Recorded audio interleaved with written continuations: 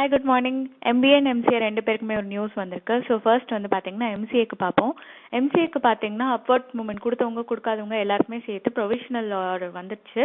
So நீங்கள் first என்ன பண்ணணும்னா ப்ரொவிஷனல் எல்லாத்தையும் இப்போ நீங்கள் டவுன்லோட் பண்ணிவிட்டு நீங்கள் கட்டின ஃபீ ரெசிப்ட் இருக்கணும்னாங்க. அது என்னன்னு தெரியல. ஐ திங்க் நீங்கள் கவுன்சிலிங்க்கு கட்டின அந்த 5K ரெசிப்ட் நினைக்கிறேன். அது நீங்கள் வச்சுருக்கீங்களான்னு பாருங்கள். இது எனக்கு ஷுவராக தெரில எது கேட்டிருக்காங்கன்னு.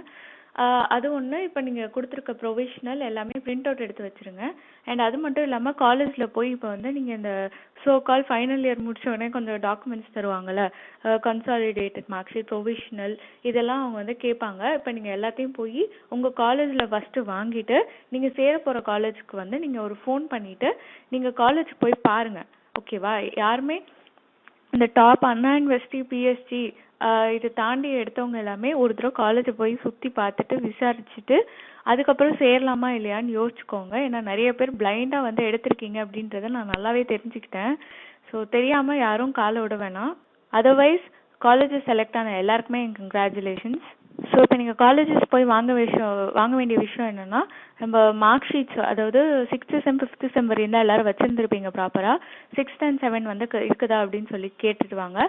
ப்ரொவிஷனல், டிகிரி சர்டிஃபிகேட், கன்சாலிடேட்டட் இதெல்லாம் முக்கால்வாசி வந்திருக்காது. ஏன்னா ரிசல்ட்ஸே இன்னும் வரல. பட் இருக்கிறது என்னென்னா இருக்குதோ எல்லாம் வாங்கிட்டு வாங்க.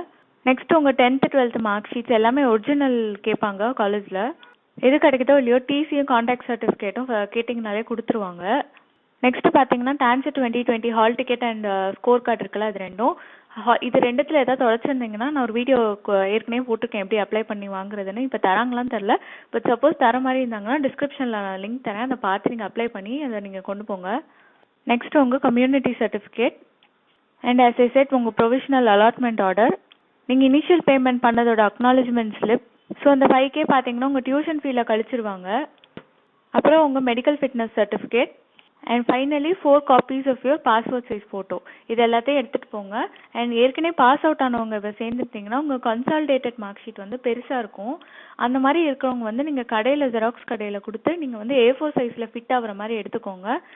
அதை எடுத்து இப்போ உங்களுக்கு அந்த ஃபைனல் இயர் டாக்குமெண்ட்ஸ் எல்லாம் வாங்கிட்டீங்கன்னா எல்லாமே 10 to 20 copies நீங்கள் ஜெராக்ஸ் போட்டு ரெடியாக வச்சுருங்க. அது உங்களுக்கு எப்போ பார்த்தாலும் யூஸ் ஆகிட்டே இருக்கும்.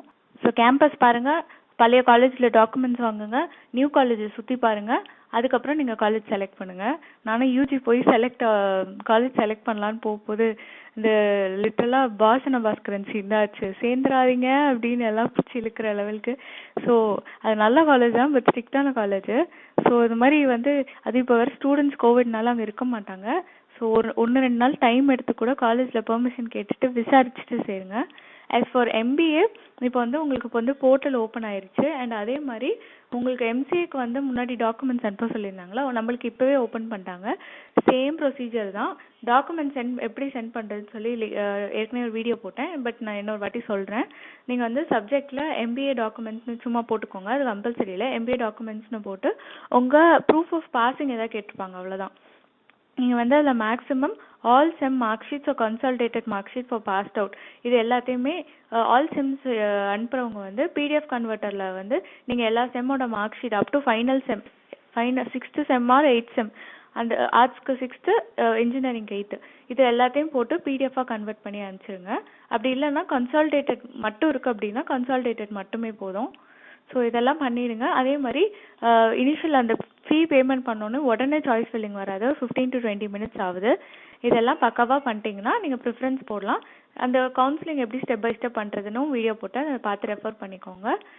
எல்லோரும் சூப்பராக காலேஜஸ் செலக்ட் பண்ணுங்கள். குரூப்பில் வந்து என்னென்ன கிடைக்குதுன்னு ஸ்க்ரீன்ஷாட்ஸ் போடுங்க.